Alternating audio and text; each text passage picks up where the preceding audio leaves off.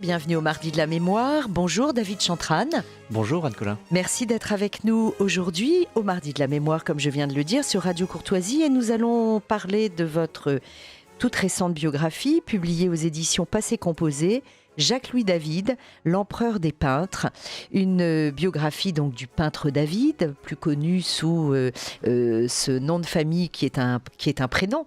Et donc il faut bien se rappeler qu'il avait un prénom qui était Jacques-Louis. D'ailleurs, j'ai l'impression qu'il est appelé Louis tout simplement. Oui, tout simplement, comme habituellement d'ailleurs à cette époque. Récemment, nous avons inversé les choses, c'est-à-dire que le prénom d'usage, c'est celui qui est en premier nommé à l'époque, et c'est plutôt assez d'ailleurs logique. C'est le dernier. Lorsque vous appelez Pierre, Paul, Bernard, c'est Bernard qui est le prénom d'usage puisque c'est le plus proche de votre nom, donc c'est Bernard et avec le nom de famille qui suit. Et c'est vrai que Louis, je l'évoque dans ce personnage si changeant, Louis va être compliqué à porter, notamment au moment de la Révolution, puisque Louis est quand même tellement lié à nos souverains qu'il va essayer de s'en détacher et forcément on appellera le citoyen David avec son patronyme qu'il portera haut pendant cette période. Oui, bien sûr. Oui, il fait partie effectivement des personnages dont on oublie qu'il a forcément un prénom et que l'on connaît uniquement par son nom de famille. Il se cache surtout derrière son œuvre qui permet de faire passer entre guillemets la pilule plus facilement lorsque les moments troubles de son existence, notamment au moment de la Convention nationale qu'il préside en 1794 et puis surtout au moment de la Terreur, quand on voit les horreurs dont il a été coupable. C'est vrai qu'une biographie nécessitait de comprendre comment ce parcours avait pu se dérouler sous cette forme. Alors, le technicien vous l'a annoncé, 2025 est l'année du bicentenaire de sa mort, puisque Jacques-Louis David, donc Louis David, est mort le 29 décembre 1825. Il était né le 30 août 1748. Il est né à Paris et mort à Bruxelles. Oui. Si je ne me trompe.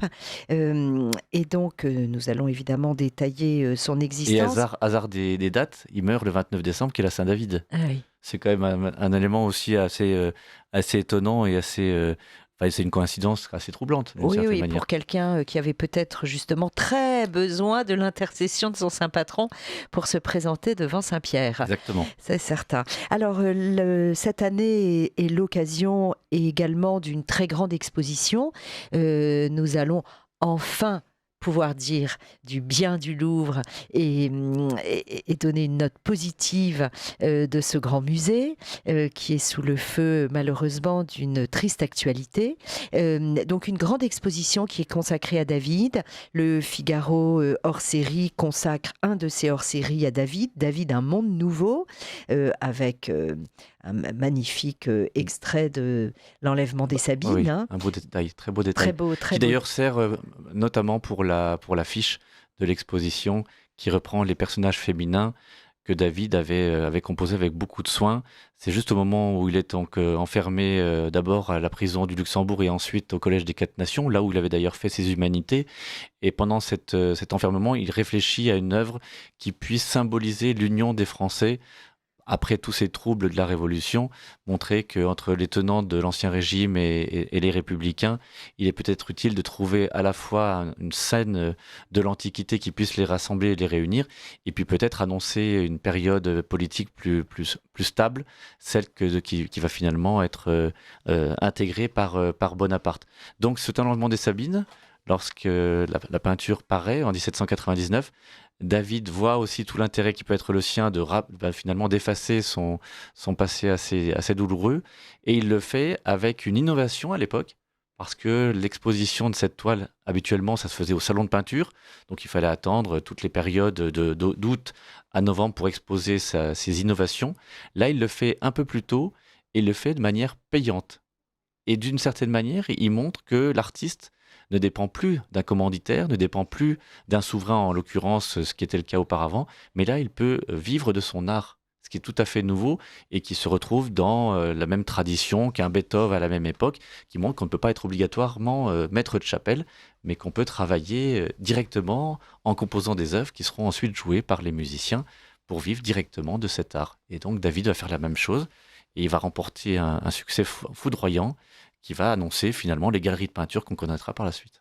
Oui, ce qui est très intéressant et que je ne connaissais pas, ou qui m'avait échappé dans la lecture de votre biographie, David Chantrane, parce que en tout cas pour moi, hein, je ne suis pas du tout une grande connaisseuse du monde des peintres, mais je mettais ce genre d'initiative payante avec un démarrage avec les impressionnistes, puisqu'on sait bien que refusés comme ils l'ont été, ils ont loué ce fameux bâtiment où ils ont à la demande de Napoléon III, voilà, oui, où ils ont fait en 1863. où ils ont fait leur exposition qui effectivement était payante pour 1 franc, enfin c'était rien du tout, mais il n'empêche que c'était payant. Puis on sait qu'ils ont eux-mêmes fait leur décor, installé leur toile.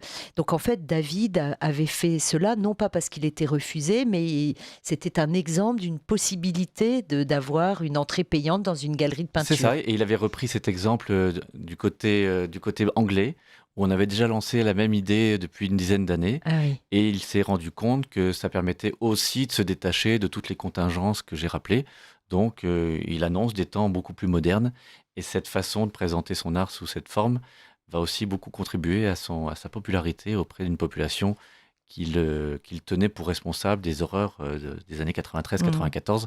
En tant qu'artiste, il aurait dû se détacher de tout cela, il ne l'a pas été. Alors, si vous le voulez bien, David Chantrane, puisque j'aimerais que vous présentiez brièvement l'exposition à nos auditeurs, peut-être que nous parlerons, avant de se lancer dans la biographie de David, nous parlerons peut-être du coup, après la présentation de l'exposition, de la postérité de ses œuvres, de façon à ce que notre conversation ait quand même une logique. Et parce que si on met ça à la fin, on risque de ne pas en parler. Or, je pense que ça fait partie des... C'est essentiel, oui. C'est essentiel et c'est passionnant, l'histoire des œuvres. Complètement. Une exposition a autant d'intérêt dans sa peinture, je trouve, que dans les cadres des peintures et que dans les cartouches avec les provenances. Voilà, parce qu'il y a une vie derrière un tableau. Alors, ce qui est étonnant, c'est justement que cette exposition du Louvre, qui réunit plus d'une centaine d'œuvres, ne se contente pas d'exposer les œuvres qui sont conservées au musée du Louvre, mais a réuni un grand nombre d'œuvres qui sont de l'autre côté de l'Atlantique. Alors pour quelle raison ? Vous avez raison de le rappeler. Pour quelle raison ? Tout simplement parce que la postérité de David est intimement liée aux dernières années de sa vie. Alors qu'il quitte la France en 1815, eh bien, le nombre de commandes qu'il va recevoir vient non seulement des gens qui, par affirmation politique, cherchent à commander des œuvres à David pour montrer leur lien à la fois avec l'Empire qui vient de chuter, mais aussi avec son propre parcours politique de l'artiste.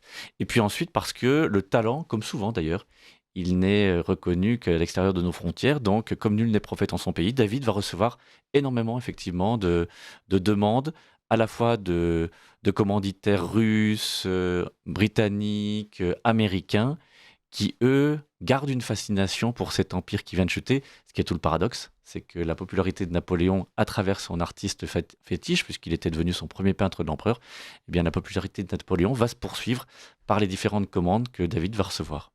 Et donc, on se retrouve avec une exposition aujourd'hui qui réunit des œuvres qui viennent, par exemple, du Metropolitan de New York, qui viennent des musées de Washington, et qu'on retrouve en confrontation avec les œuvres que tout le monde connaît, qui sont au musée du Louvre, et qui sont ici réunies. Alors, ce qui est intéressant aussi, c'est que à travers les tableaux eux-mêmes, on retrouve aussi des œuvres qui sont bien sûr conservées aujourd'hui encore à Bruxelles, en lien avec ce dernier exil, et puis on les confronte avec les dessins préparatoires, par exemple, qui sont au musée Bonnat de Bayonne, se retrouvent en confrontation avec des œuvres qui sont exposées parce que liées aux différents élèves du peintre, qui, par exemple, ont fait des répliques du fameux Marat, qui a connu aussi un grand succès, même après la Révolution. Et tout cela fait une exposition à la fois remarquable dans sa présentation, pour son sens narratif, et surtout pour les confrontations esthétiques. On se retrouve, par exemple, avec une des dernières œuvres que David réalise en 1824, Mars désarmé par Vénus, entouré par les Trois Grâces, avec à côté une œuvre qu'a composée un des élèves de David que tout le monde connaît, qui est Ingres, et qui représente Jupiter et Thétis. Et donc cette confrontation à la fois esthétique et symbolique montre aussi dans quel parcours s'inscrivait David tout au long de son existence. Alors justement, David part en exil à Bruxelles dans la dernière partie de sa vie. Ça correspond à quoi? Une dizaine d'années? C'est 10 ans, 10 ans. puisqu'il quitte quasiment au même moment que Napoléon, à quelques mois près, à la fin de 1815, et il arrive à Bruxelles en janvier 1816, et il va mourir, donc vous me l'avez rappelé, en décembre 1825. Et donc 10 années d'exil. On part quand même assez difficilement avec ses toiles sous le bras. Or, en vous lisant, j'ai vu que si, on peut partir avec ses toiles sous le bras. On les roule et on les emmène, même quand elles sont de nos jours ultra protégées, derrière des vitres blindées, et que ce sont des chefs-d'œuvre. Oui, j'invite d'ailleurs les auditeurs à aller se rendre compte directement des choses de cette nature, en allant par exemple au château de Versailles, où en regardant bien attentivement, on remarque que sur certaines toiles, c'est le cas par exemple de la fameuse bataille d'Austerlitz de Gérard, qui a été roulée puis redéplacée dans la galerie des batailles. On a même ajouté des bandes au-dessus et en dessous pour que ça corresponde exactement à l'encadrement. Les toiles à l'époque étaient soit découpées, soit pliées, soit roulées. Parce qu'il fallait les déplacer, parce qu'il fallait les protéger, parce que les aléas des régimes successifs faisaient qu'on ne pouvait pas présenter tel ou tel élément pictural. Donc, elles ont vécu, ce qui est un peu différent d'aujourd'hui, où on a une telle attention pour ces toiles. À l'époque, c'était tout à fait courant de les protéger, et de les emporter avec soi ou de les mettre en lieu sûr. Et donc, quand il part à Bruxelles, il part avec certains de ses tableaux. Oui, il part avec certains de ses tableaux, et d'ailleurs ça va lui servir parce que autant il n'a pas pu emporter la toile du Sacre, trop imposante, hein, évidemment, 9 mètres par 6, mais il reprend tous les cartons préparatoires, il prend également les modellos, et avec ses carnets de dessin, en 1821, lorsqu'il apprend la mort de Napoléon, eh bien, il reprend l'idée d'une réplique qu'il avait déjà débutée du temps de l'Empire, et il va l'achever en 1 an et demi avec une grande partie de ses collaborateurs et disciples, pour réaliser cette fameuse réplique qui aujourd'hui est au château de Versailles et qui va avoir une vie également intéressante parce qu'elle va être exposée du côté britannique justement, j'en parlais tout à l'heure, à Londres, et ensuite va connaître un grand succès par une grande tournée américaine qui va jouer aussi pour la popularité et la postérité de David. Donc cette exposition au Louvre, David, un monde nouveau, eh bien évidemment est à aller voir. Je ne sais pas jusqu'à la fin du mois de janvier. C'est jusqu'au 26 janvier. Voilà, je cherchais. C'est jusqu'au 26 janvier et c'est vraiment remarquable parce qu'elle se situe à l'espace maintenant dévolu aux différentes expositions temporaires. Tout est fait justement pour bon, le mot est un peu galvaudé aujourd'hui, mais pour être dans l'immersion totale avec l'artiste, dans sa façon de préparer les toiles, dans la façon dont elles sont exposées, dans la façon aussi dont l'encadrement est fait. C'est intéressant de voir aussi les cadres d'époque. Et puis surtout, il y a une chose importante, c'est que l'œuvre, par exemple, de l'enlèvement des Sabines dont on a parlé, a été le sujet d'une grande restauration. Donc on va retrouver les couleurs originelles, ce qui est toujours intéressant. On sait qu'avec le temps, toutes les huiles qui étaient utilisées et puis les apprêts jaunissent un petit peu le tableau. Donc là, on va retrouver les couleurs originelles. Et chose aussi très intéressante, c'est que l'exposition permet de voir la toile inachevée, on le sait, du Serment du jeu de paume, qui est aujourd'hui à Versailles, mais qui là a été spécialement remonté pour l'occasion dans ce lieu du musée du Louvre. Donc c'est vraiment aussi un choc à la fois esthétique et puis c'est un bonheur de retrouver toutes ces œuvres qui véritablement composent une rétrospective artistique hors du commun. Oui, bien sûr, on est très très gâtés. Magnifique exposition en ce moment, celle évidemment Jacques Marandré de Georges de la Tour, au château de Versailles. 2 expositions peut-être moindres en envergure mais passionnantes, l'une sur le Grand Dauphin, l'autre sur cette ambassade amérindienne extraordinaire, dont je parlerai peut-être à nos auditeurs prochainement, puisque l'indicatif des Mardis de la Mémoire, c'est l'ère des sauvages des Indes galantes. Des Indes galantes de Rameau. De Rameau, donc qui fait référence inévitablement à cette ambassade amérindienne sous Louis XV, et qui fait référence aussi à un événement très très mal connu par la plupart des Français, qui est ce premier empire colonial, si riche et si important, et disparu à la fin dans la deuxième moitié du XVIIIe siècle. Donc voilà, on est très gâtés, et je suis très gâtée, et nos auditeurs aussi, de recevoir aujourd'hui David Chantrane, qui publie aux éditions Passé Composé Jacques-Louis David, l'empereur des peintres. Et David Chantrane, vous le dites dans votre ouvrage quasiment tout au début, c'est un personnage que vous aviez rencontré et re-rencontré dans tous vos travaux précédents.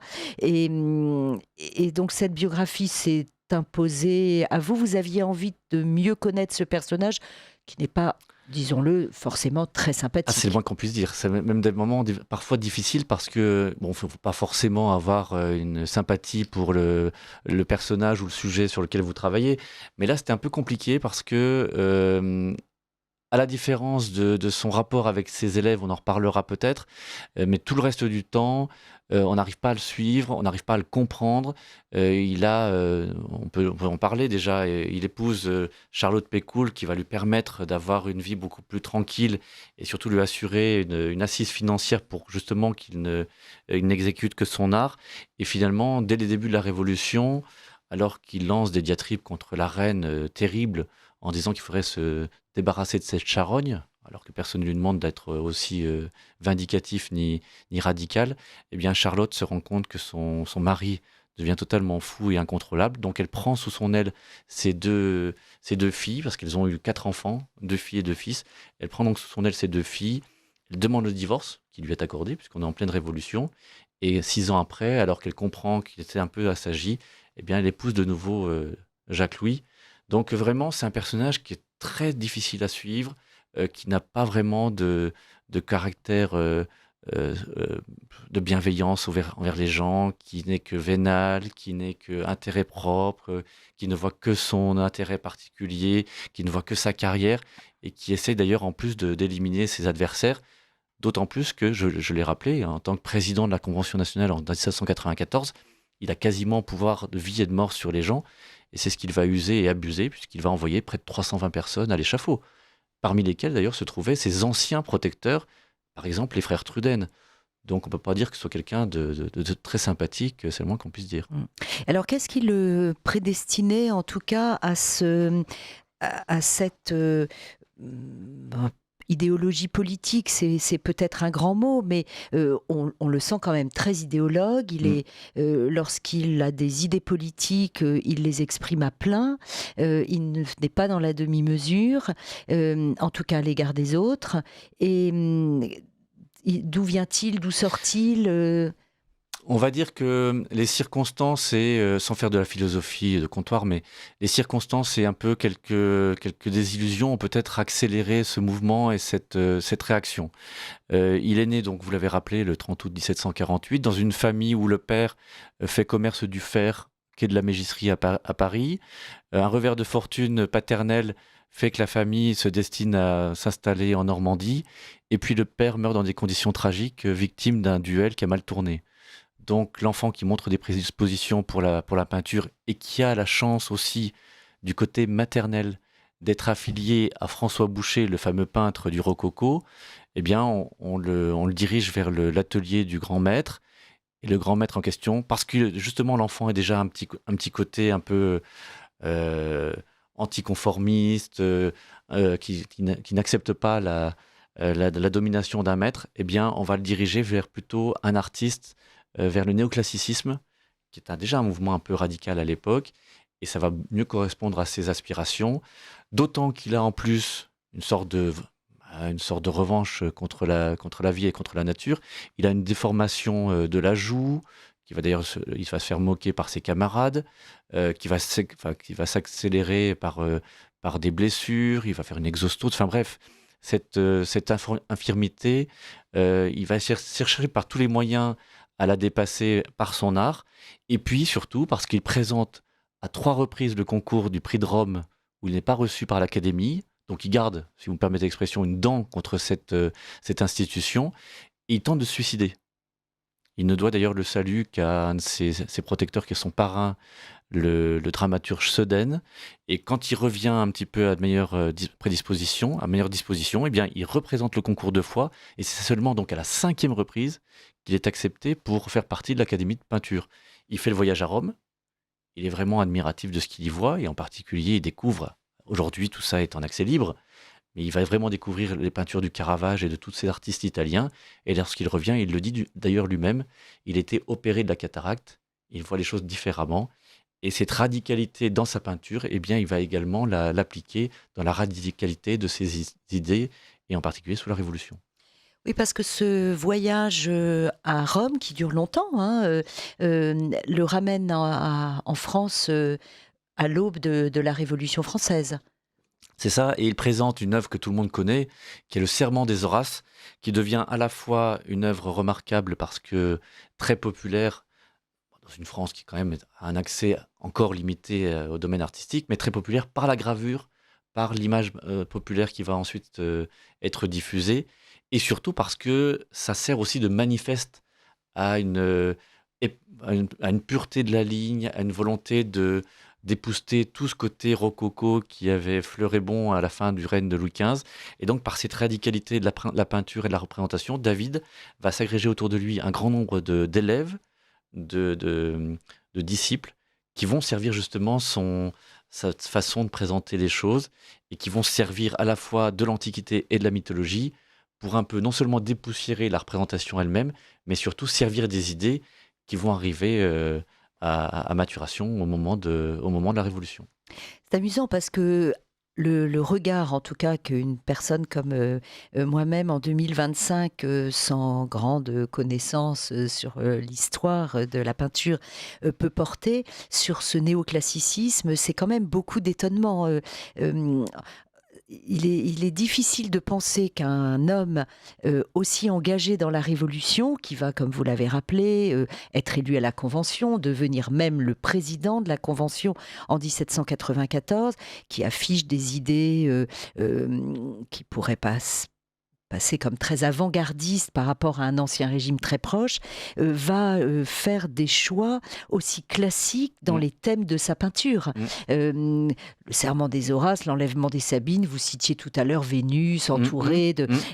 et avec en plus, comme on connaît la suite, nous, un choix qui prête le flanc à sa fin, parce que c'est presque de la photographie, donc on a envie de dire à David, mais essayez de faire autre chose, parce que les photographes vont vous prendre, votre place. C'est quand même... C'est paradoxal, vous avez raison, c'est paradoxal et peut-être antinomique, mais en réalité, il faut s'imaginer que cette peinture néoclassique est tout sauf académique. Oui. C'est l'inverse de ce qu'on imagine aujourd'hui. C'est ça. Aujourd'hui, on se dit, ça va aller d'ailleurs jusqu'à la peinture de Ingres et même des pompiers par la suite, on a l'impression que cette partie-là, qui va être ensuite effectivement non seulement assumée, mais acceptée par l'Académie, ne l'était pas à son époque. Et donc les néo-classiques, ceux qui vont reprendre le goût parce qu'ils s'appuient sur les découvertes de Pompéi et d'Herculanum, régénérer les arts, et dans cet esprit même de la fin des Lumières, tentent par tous les moyens, à travers cette austérité de la représentation, de montrer que toutes les scories qui ont pu agrémenter la peinture doivent être dépoussiérées. Donc ils sont radicaux, ils sont révolutionnaires dans l'âme. Et aujourd'hui, on les considère au contraire comme très figés, très maniérés, très figés. Ça n'était pas le cas à l'époque. Et on les considère comme des primitifs, on les considère comme des artistes qu'il faut surveiller pour toutes les raisons que je viens d'évoquer. Donc, à un moment donné, eh bien, il faut se remettre dans le contexte de l'époque, comme d'ailleurs tout bon historien, il faut essayer de le faire. C'est-à-dire ne pas essayer de le voir à l'aune et au regard qui est le nôtre en 2025, mais au contraire, essayer de voir dans quel contexte tout cela s'inscrit. Et c'est pour cette raison que David se sert de sa lutte à la fois contre la vie et une sorte de revanche d'un côté, et surtout contre l'Académie, parce qu'il va chercher par tous les moyens, et c'est ce qu'il fera d'ailleurs dans les premiers temps de la Révolution. Il biffe et il met un terme à ce pouvoir académique en disant que c'est contre cela qu'il faut s'ériger. Oui, pour peut-être schématiser, il n'y a plus de petit Angelot avec des fesses bien grasses, il n'y a plus de nuages avec doucereux et tout ça. Voilà, doucereux. On a le faisceau à la main et tout est nickel derrière. C'est ça, tout est en plus organisé, c'est-à-dire qu'il y a une tripartition, lorsqu'on voit le serment des Horaces, entre les fils qui sont à gauche en train de prêter serment, le père qui est au milieu, qui leur montre leurs armes qu'ils vont utiliser contre les Curiaces, et à droite, l'affliction et la peine du groupe féminin, et tout ça doit montrer les trois réactions, les trois ambitions, les trois émotions qui doivent aussi étreindre le spectateur. Donc il y a une façon aussi de parler directement. Ce n'est pas fait pour plaire, ce n'est pas fait pour agrémenter un salon de conversation. Là, c'est aussi que la peinture a une valeur à la fois morale et retrouver la fameuse virtu des anciens. Alors David Chantrane, David, dont vous publiez aux éditions Passé Composé une biographie, Jacques-Louis David, l'empereur des peintres, comment choisit-il ses thèmes ? Est-ce qu'il y a une partie où on répond à une sorte de concours avec un thème imposé, et puis une partie où au contraire on est libre de ses choix, un peu comme dans mes émissions où je vais essayer de coller à l'actualité pour certaines, et puis d'autres je vais me faire plaisir, enfin... C'est exactement ça. C'est exactement ça, c'est-à-dire un peu comme dans un concours de patinage artistique, vous avez les figures imposées et les figures libres. C'est exactement ça, c'est-à-dire que pour ce qui concerne le concours de peinture officielle, le choix du sujet est imposé. Après le traitement, c'est à vous de l'interpréter, mais le choix lui-même est imposé. C'est-à-dire que, par exemple, la maladie d'Antiochus rapportée par le médecin Eunarcarsis, eh bien, c'est un élément qui est directement imposé par l'Académie. Je comprends, je ne sais pas qui aurait choisi ce sujet. Non, mais eux vivent avec ce quotidien, c'est-à-dire qu'ils savent que pour passer le concours de l'Académie, ils se promènent les uns avec du Homère, les autres avec du Ovide, et que c'est leur lecture imposée qui leur permet de comprendre ce qui s'est passé à ce moment-là, et donc ils doivent l'interpréter ensuite par la peinture de manière la plus honnête et la plus efficace. Mais de l'autre, ils répondent à des commandes, à la fois de la noblesse de l'époque, à la fois des grandes bourgeoisies, pour des portraits, pour des représentations, pour des éléments également qui doivent ornementer les intérieurs. Et donc, en alternant l'une et l'autre, eh bien, ça permet de faire poursuivre sa carrière et d'ensuite accéder, parce que si on n'est pas académicien et si on ne fait pas partie de ce cénacle, on sait que de toute façon, sa carrière, d'une manière ou d'une autre, sera limitée. Donc, c'est une sorte de sésame pour entrer dans un cadre fixé. Et David passe les différents concours, y accède, je vous l'ai dit, avec beaucoup de difficultés. Et lorsqu'il y arrive, eh bien, tente par tous les moyens de faire exploser les carcans dans lesquels il se trouve. Il y a une révolte qui va exploser à Rome quand il est là-bas en tant qu'élève en train de prendre ses enseignements. Et puis, on se rend compte que c'est un esprit fort, qu'il faut peut-être le contrôler. Et quand il revient à Paris, avec cette exposition du Serment des Horaces, il prend une dimension tellement importante que là, il n'y a plus de possibilité de le contenir dans cet élément. Et comme il y aura surtout, je vous l'ai dit, un nombre important d'élèves, il forme un atelier. Et donc, l'influence qu'il va avoir, ça va être non seulement d'un point de vue économique, parce que quasiment toutes les commandes vont arriver dans cet atelier-là. Et ensuite, ça va devenir aussi dangereux pour le pouvoir en place parce qu'on se dit, avec cette radicalité de la peinture, c'est aussi une radicalité des idées qui va se faire montre à travers la toile. Une petite question encore, David Chantrane, parce que peut-être que nos auditeurs ont l'impression que nous ne rentrons pas assez dans la biographie du personnage, mais on avance progressivement. Sur les thèmes de ses peintures, là aussi quand même un grand paradoxe, c'est un homme qui va assez peu peindre des sujets religieux, ça n'est plus tellement le goût de l'époque et c'est certainement pas son goût, et pourtant ça va être le peintre de Picette. Oui. Et on va pas parler de relation entre les deux hommes, mais il y a quand même... Il y a une admiration réciproque. Voilà, une admiration réciproque, c'est quand même pas banal. Non, c'est pas banal, mais on va représenter un Picette avec une grande bonhomie, avec un caractère très humble, qui est un personnage qui va faire l'admiration et forcer l'admiration des Français lorsqu'il arrive à l'occasion du sacre et du couronnement de Napoléon en novembre-décembre 1804, qui va d'ailleurs rester à Paris un peu plus longtemps que prévu. Et la rencontre que David fait avec cet homme, ce successeur de Saint-Pierre, va le marquer. Et c'est la première toile qu'il fixe et qu'il réalise alors qu'il vient d'avoir ce fameux titre de premier peintre de l'empereur en décembre. Et il reprend un certain nombre d'éléments qu'il avait fait figurer sur les toiles précédentes à thème religieux. Il a fait une descente de croix importante. Il a représenté également un Saint-Roch intercédant auprès de la Vierge en 1780 qui marque le 60e anniversaire de la dernière peste qui a frappé la cité phocéenne, et il le fait justement pour le Lazaret de Marseille.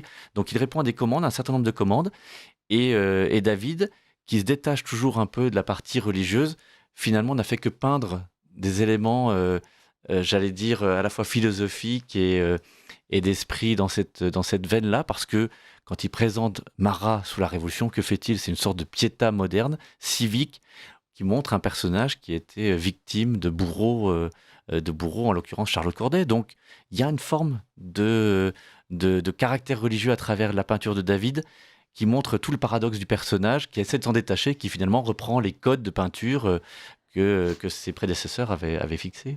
Écoutez, on peut presque dire que le sous-titre du hors-série du Figaro, David, un homme nouveau, c'est presque christique. Hein. C'est exactement ça.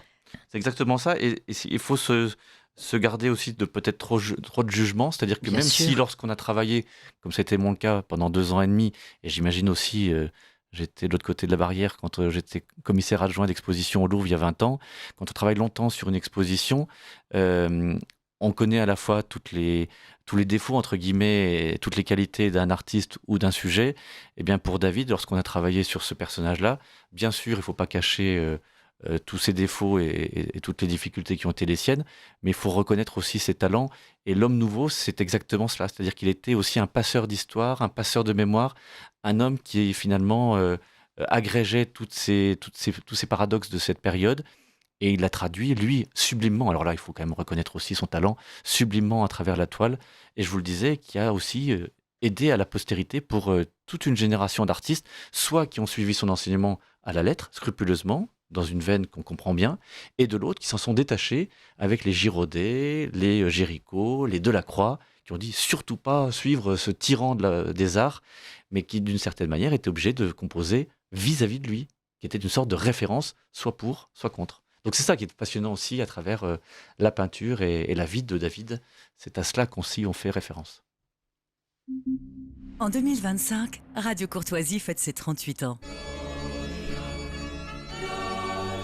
Pour célébrer ce bel événement, rejoignez-nous à la messe d'Action de Grâce à l'occasion de cet anniversaire et aux pots amicales qui auront lieu le samedi 22 novembre en l'église Sainte-Eugène-Sainte-Cécile, 4 rue du Conservatoire, Paris 9e. Pour participer au pot, inscrivez-vous en ligne sur notre site internet anniversaire.rc.fr ou par courriel à secrétariat@rc.fr ou encore par téléphone au 01 46 51 00 85.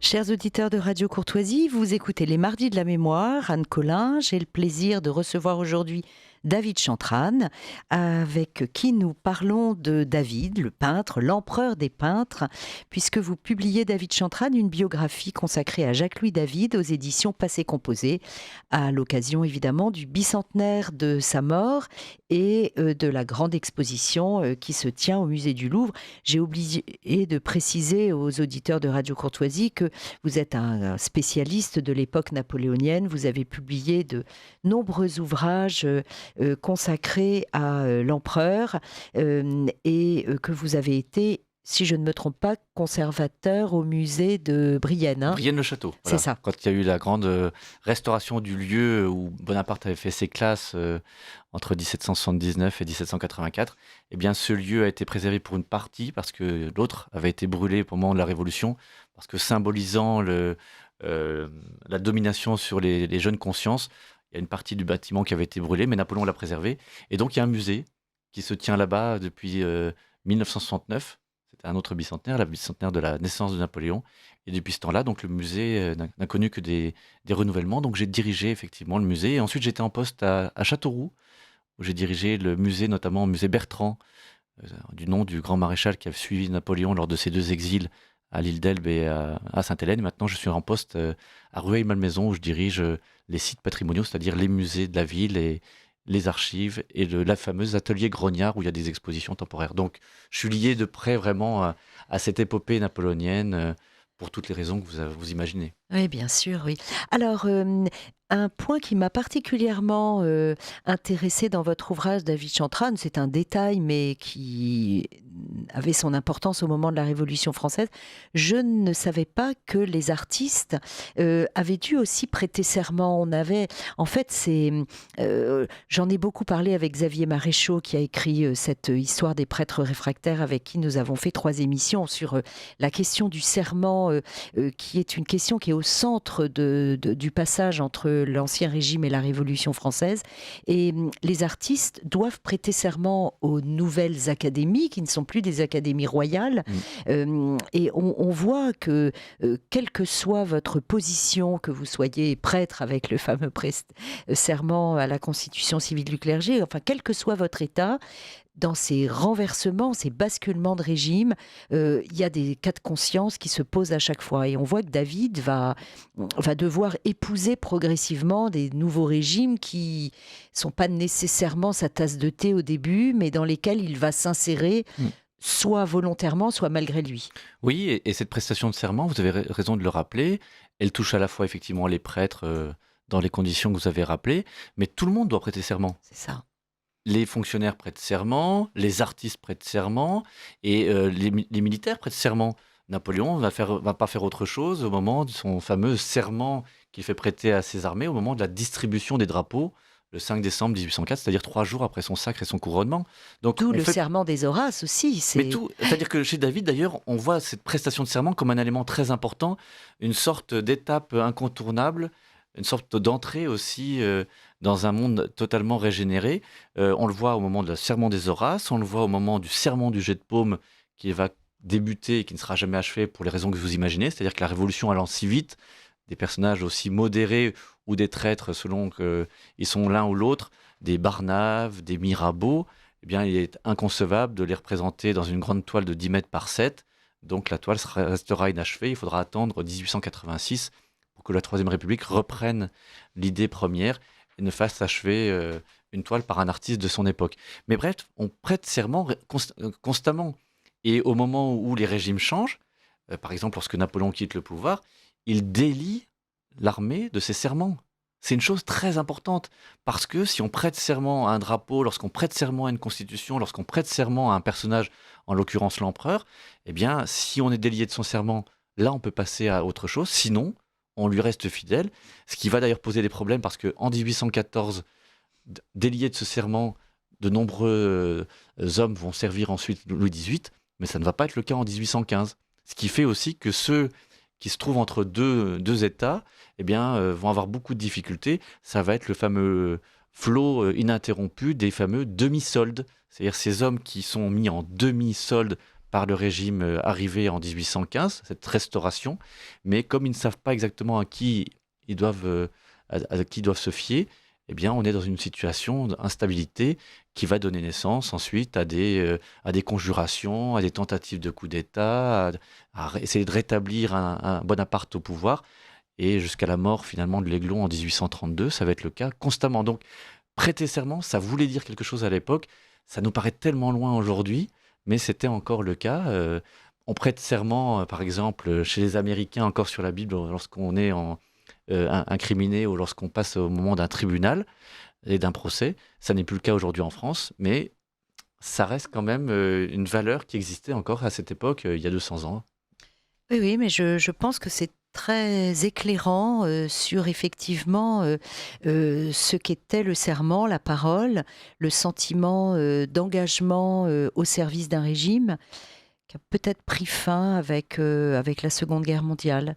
Ah, c'est complètement le cas. C'est-à-dire que à ce moment-là, le choix qui a été celui des Français de l'époque, entre 39 et 45, a fait qu'il y avait un avant et un après, et que justement, la parole donnée était une chose tellement difficile à assumer ensuite, qu'on n'a plus du tout le même rapport et à l'histoire et à la politique.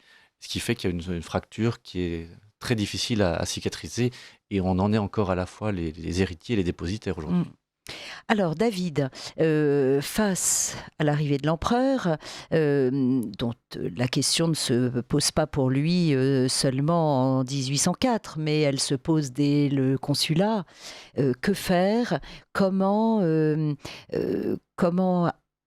au début repousser la séduction quand même, hein. Vous ouvrez votre livre sur cette première rencontre, elle n'est pas anodine. Non, alors c'est une double séduction.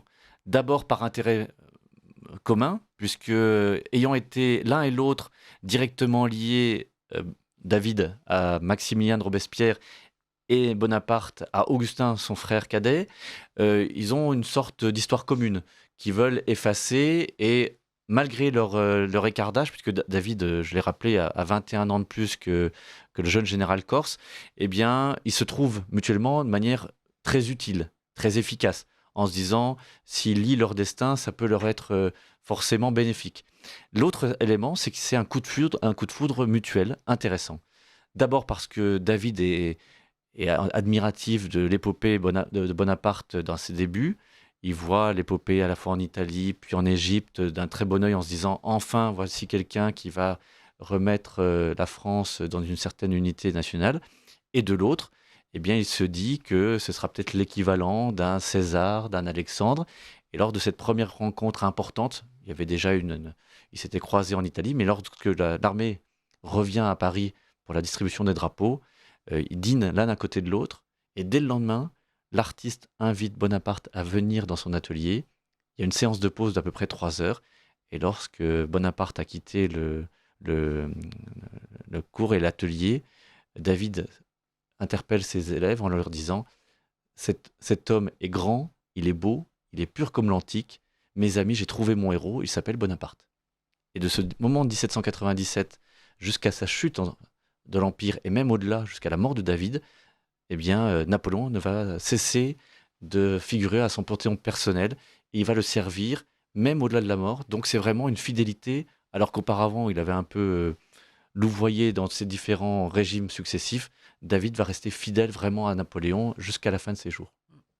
Alors, il va le portraiturer, effectivement. Le grand tableau, c'est le passage des Alpes qui va faire... on ne sait pas si c'est la gloire de David qui était déjà faite et la gloire de Bonaparte qui était quand même... Ils se servent mutuellement, voilà. Exactement. Mais c'est vrai que c'est quand même une œuvre extraordinaire. Et fausse. Et fausse. Parce que Napoléon n'a finalement franchi les Alpes que à dos de mulet, mais pour glorifier les armées et puis inscrire finalement l'action du général dans les pas des glorieux anciens, c'est directement indiqué au bas des pieds du cheval, c'est-à-dire qu'on voit apparaître le nom d'Hannibal et de Carolus Magnus, comprenez évidemment Charlemagne, et donc on montre qu'on est passé à l'endroit où la gloire s'était écrite avant eux, donc on est dans les pas des anciens. Et en faisant une représentation très emportée dans l'épopée qui s'annonce, eh bien, David glorifie une action militaire générale de ces armées de la République et montre que Bonaparte, finalement, comme le dira ensuite Stendhal dans la Chartreuse de Parme, que Alexandre et César avaient trouvé leur successeur, eh bien, il le fait par la toile. Et la toile rencontre un tel succès, alors qu'elle est destinée au départ à être offerte au nouveau souverain avec lequel la France vient de s'allier, qui est le roi Charles IV d'Espagne. La toile rencontre un tel succès au moment où elle est présentée dans l'atelier de David, que les Français, un peu émus, c'est le début de l'opinion publique, se disent « mais non, on veut garder cette toile, alors on va quand même adresser comme cadeau, ce qui était déjà le départ, l'idée, on va l'adresser quand même de l'autre côté des Pyrénées. Elle va s'installer, cette toile originale qui est aujourd'hui maintenant au musée du château de Malmaison. Eh bien, cette toile originale, elle va avoir droit à 4 répliques. Napoléon s'en garde 2, une pour lui à Saint-Cloud, l'autre pour être offerte à Joséphine. Il essaie de montrer à son épouse qu'il faut la regarder sous cet angle-là. Et puis ensuite, 2 autres toiles seront réalisées. La dernière, David va la conserver par devers lui. Il va l'exposer parfois, mais il la gardera tant et si bien qu'à la fin de ses jours, on verra que cette toile, elle figurait en face de sa chambre, ce qui montre à la fois cette fidélité et cette admiration qu'il portait à Napoléon. Donc c'est vraiment une toile remarquable, intéressante, et pour jamais qu'on ne confonde l'original des différentes copies, il va trouver un petit subterfuge intéressant, c'est qu'il va changer la couleur du cheval, la cape elle-même, même le visage de Bonaparte, pour qu'on ne confonde jamais les 5 exemplaires entre eux. Alors, au Louvre, c'est celle d'Espagne qui est revenue? Oui, c'est ça, c'est celle du château de Malmaison, qui a été Oui. prêtée, et en échange, si l'on peut dire, parce que pour entretenir de très bonnes relations, c'est souvent le cas, eh bien, Malmaison a bénéficié du fameux portrait de Joséphine par Prudhon, qui est exposé tout le temps de l'exposition temporaire. Donc jusqu'à la fin du mois de janvier, les visiteurs du château de Malmaison peuvent retrouver Joséphine admirativement représentée par Prudhon, dans ce cadre de verdure qui est si remarquable et que habituellement on voit au musée du Louvre, mais qui est là maintenant, se trouve à Rueil. Très bien. Alors, David Chantran, quels sont les grands tableaux de l'époque napoléonienne en dehors de ce passage et du Sacre, évidemment? Alors justement, le Sacre, c'est intéressant, on peut en parler parce qu'au contraire, bien sûr. Au départ, David, qui devient donc premier peintre de l'empereur, reçoit commande de 4 toiles. Celle du Sacre et du couronnement, on vient d'en parler, c'est celle qui va être achevée en 1808. Ce sont des toiles qui font 9 mètres par 6. Donc ça nécessite énormément de travail préparatoire. Il faut s'entendre sur le geste qu'on doit représenter. C'est près de 200 portraits qu'il faut faire figurer sur toutes ces toiles. Donc on les présente en frise, ce qui permet de présenter à peu près tous les visages. Et puis lorsque la toile est présentée à Napoléon, David est très content, puisque Napoléon a ces mots. Il lui dit « David, vous avez lu dans mes pensées, vous m'avez fait chevalier français ». Entendons par là que, comme c'est Napoléon qui couronne son épouse, il y a un côté très doux, très agréable et très bienveillant. Sur l'idée de Gérard, non? Sur l'idée, voilà, d'un des élèves de David, qui était François Gérard. Très intéressant, ces conversations que vous faites vivre entre eux, de réflexion, finalement, même si ce sont des réflexions intéressées, parce qu'on a envie que le message passe. Et ensuite, David engage la deuxième toile parmi les 4 qui lui ont été commandées, qui sera la distribution des aigles. Le problème, c'est comme pour le serment du jeu de paume, avec un temps politique qui s'accélère. Là, en l'occurrence, entre 1808 et 1810, Napoléon et Joséphine vont se séparer. Donc, en décembre 1809, le couple n'est plus uni. Napoléon va prendre pour nouvelle épouse Marie-Louise. Il était inconcevable que la nouvelle impératrice voie figurer le prédécesseur, et donc la précédente impératrice. Donc, David va en être quitte pour effacer la présence de l'impératrice Joséphine derrière son époux au moment de la distribution des aigles, la fameuse distribution des drapeaux. Il va faire d'ailleurs occuper l'espace laissé vacant par la propre jambe du fils de Joséphine, ce qui est quand même aussi une chose assez étonnante. Et puis on va en être quitte pour ces 2 toiles. Les 2 autres, c'est-à-dire l'intronisation dans Notre-Dame et la dernière qui était la réception à l'hôtel de ville, en seront quittes pour rester uniquement à l'état d'ébauche et ne seront jamais réalisées. Et David se retrouve un peu le bec dans l'eau, il se dit « mais que vais-je pouvoir représenter maintenant que je n'ai plus ces grandes compositions qui me prenaient entre 3 et 4 ans ?»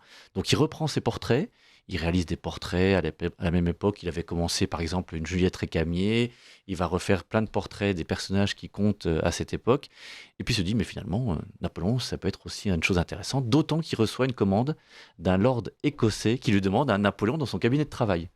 Et là, stupeur de l'empereur qui dit « mais attendez, quand on me représente, on devrait au moins me demander mon autorisation. » Donc il voit le tableau, ou du moins il voit la composition initiale, il dit « mais ça me plaît beaucoup, donc je veux bien que vous acceptiez cette commande, mais faites-moi aussi une réplique pour moi. » Donc la commande va partir de l'autre côté de la Manche, et puis ensuite elle est aujourd'hui, je vous le disais, conservée à Washington, mais Napoléon va avoir droit à sa réplique, où on le voit dans un uniforme différent, où on le voit toujours dans son cabinet de travail, mais alors que la pendule indiquait 4h20, enfin 4h12 exactement, pour le lord écossais, Napoléon aura droit de faire remonter les pendules, et donc il sera 4 heures exactement, et on verra qu'il travaille jour et nuit donc pour le bien du peuple.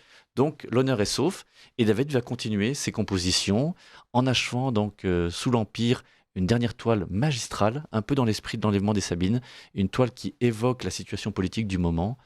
C'est le Léonidas aux Thermopyles.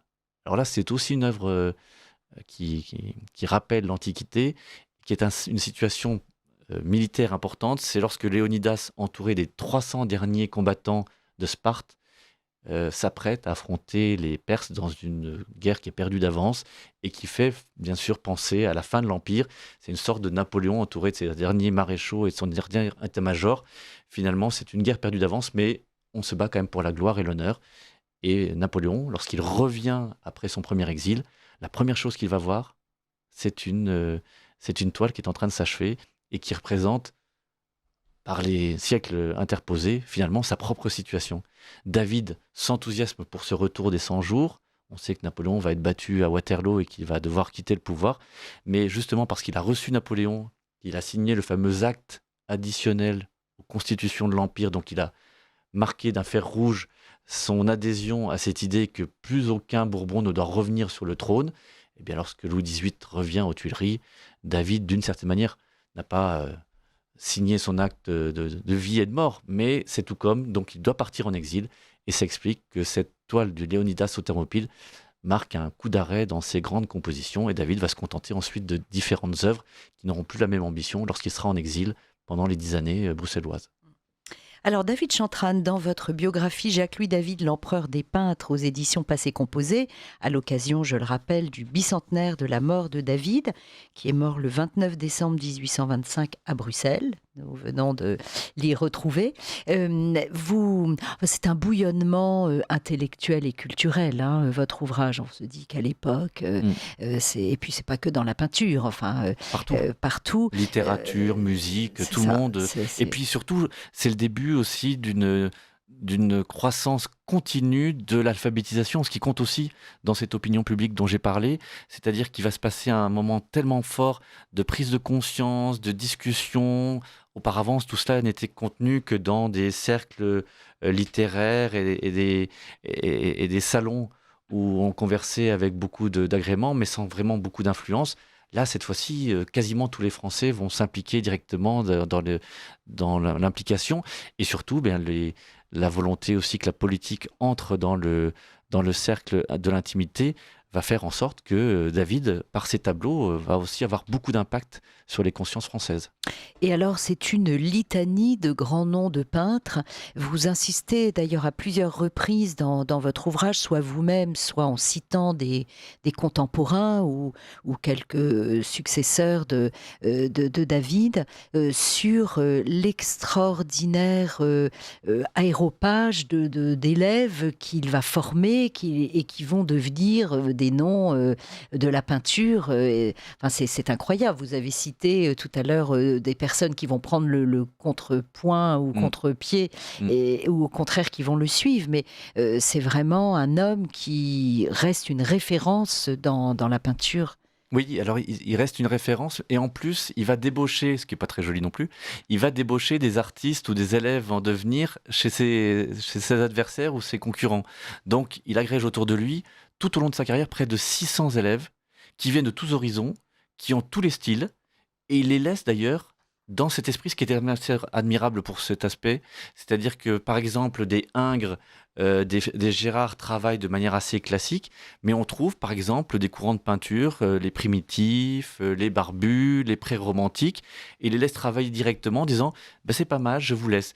Et ce qui est encore plus intéressant, je trouve, en tant que maître, souvent les artistes installés se fixent et ne se renouvellent pas. Et bien lorsqu'ils voient les corps avec autant d'impact sur le style esthétique d'un Ingres, par exemple, eh bien, les odalisques de Ingres vont l'inspirer, et dans la dernière toile que David compose, on retrouve cette patte d'Ingres, donc c'est-à-dire que le propre élève a inspiré le maître, ce qui est très rare dans ce genre de choses, et qu'on retrouve seulement chez David, c'est-à-dire qu'il se renouvelle, il essaie d'être à l'écoute de ce qui se passe, donc à la fois parmi ses élèves lorsqu'il est directement dans son atelier, et ensuite lorsqu'ils volent de leurs propres ailes, eh bien David continue de suivre leur production en s'inspirant, ou du moins en essayant de voir qu'il ne faut pas qu'il soit laissé de côté. Donc c'est un artiste tout à fait intéressant aussi pour cet aspect-là.